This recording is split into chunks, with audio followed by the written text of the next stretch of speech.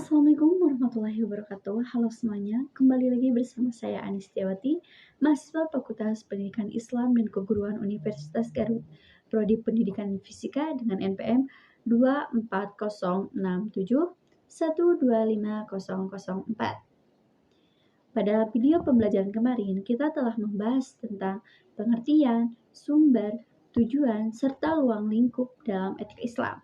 Nah, pada video pembelajaran kali ini, kita akan belajar mengenai perbedaan antara etika, moral, juga akhlak.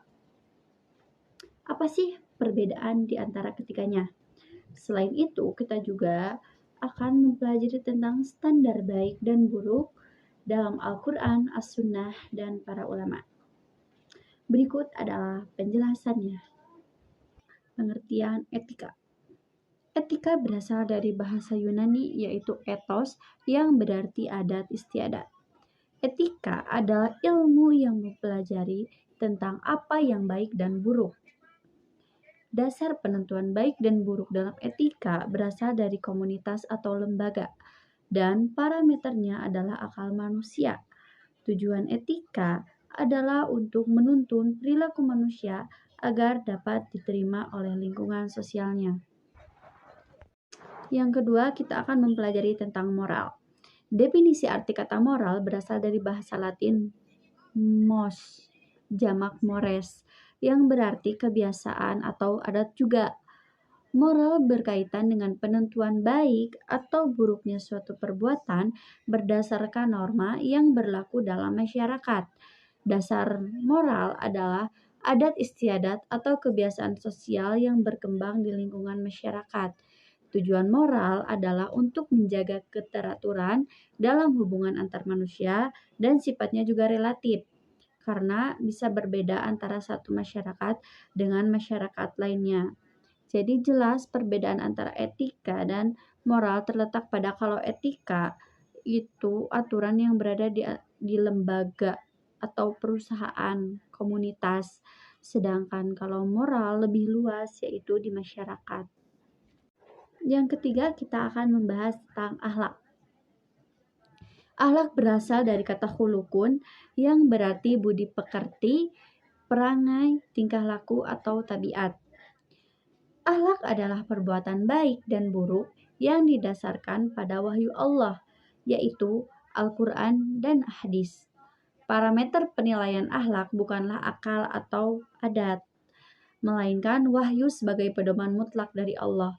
Tujuan akhlak bukan hanya untuk hubungan antar manusia, tetapi juga untuk mendapatkan ridha Allah serta menjaga hubungan baik antara manusia dengan Tuhannya dan sesama manusia. Oleh karena bersumber dari wahyu, akhlak bersifat absolut, tidak berubah oleh waktu atau tempat. Nah guys, sekarang kita masuk kepada contoh dari pelanggaran atau penerapan dari etika, moral, dan akhlak. Contoh pertama, seorang mahasiswa menggunakan joki untuk mengerjakan tugas skripsi. Hal tersebut merupakan pelanggaran etika sebab berbohong dan melanggar aturan akademik. Misal di FPIK, sebelum masuk kuliah kita sudah menandatangani fakta integritas di mana di sana tertulis bahwa kita tidak akan melakukan plagiasi, joki ataupun kecurangan lainnya dalam hal akademik. Yang kedua, hal tersebut termasuk ke dalam pelanggaran moral sebab masyarakat menganggap bahwa joki adalah tindakan curang dan buruk. Selain termasuk pelanggaran etika dan moral, hal tersebut juga termasuk ke dalam pelanggaran akhlak sebab Allah melarang perbuatan curang dalam Quran surah Al-Mutaffifin ayat 1-5. Sekarang kita masuk ke contoh kedua, penerapan etika. Misal, cara berpakaian rapi di Fakultas FPIK berbeda dengan cara berpakaian rapi di Fakultas Teknik. Di awal kita telah dijelaskan bahwa etika itu aturan berperilaku dalam komunitas. Misal, cara berpakaian FPIK itu kan rapi, sopan, kayak pakai gamis, pakai kemeja, pakai yang kayak gitu.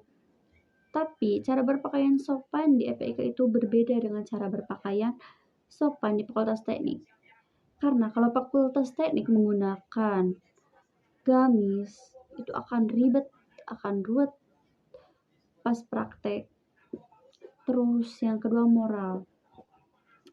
Intonasi bicara sopan santun di Sunda berbeda dengan intonasi sopan santun di Batak. Misal, cara berbicara di Sunda itu lemah lembut. Bahasanya tuh sopan. Terus Batak itu kan bicaranya teriak-teriak. Bicara biasa pun mereka kayak marah, tapi bukan berarti mereka itu tidak sopan. Tapi karena emang bawaan daerah sana seperti itu dan daerah Sunda seperti ini. Jadi sopan di Sunda sama di Batak itu berbeda. Oleh sebab itu, moral itu tergantung masyarakat, tergantung di mana dia tinggal. Terus akhlak. Akhlak itu adalah suatu perilaku yang mau dia beda tempat, mau dia beda pokoknya kalau menurut agama dilarang, berarti itu tuh tidak ada alasan untuk melanggar. Misal, khamar, judi, dan zina diharamkan untuk seluruh umat muslim. Mau itu anak EPIK, mau anak teknik, khamar tetap haram. Zina tetap dilarang, dan judi pun diharamkan. Seperti itu.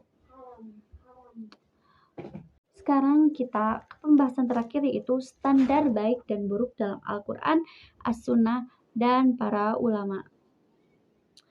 Etika, kemarin kita membahas tentang etika Islam, di mana etika Islam menjadi titik acuan tentang baik dan buruknya perilaku seorang muslim di masyarakat. Nah, kita akan membahas lebih jelas lagi di sini. Menurut ajaran Islam, penentuan baik dan buruk harus didasarkan pada petunjuk Al-Quran dan Al-Hadis.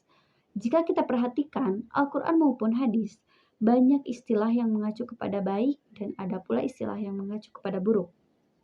Standar moral Islam bersifat universal dan abadi yang berlaku di berbagai zaman dan budaya.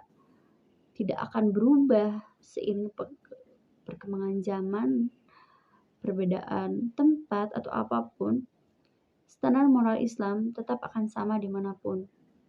Agar suatu perbuatan dianggap baik, ia harus sesuai dengan petunjuk Al-Quran dan Sunnah.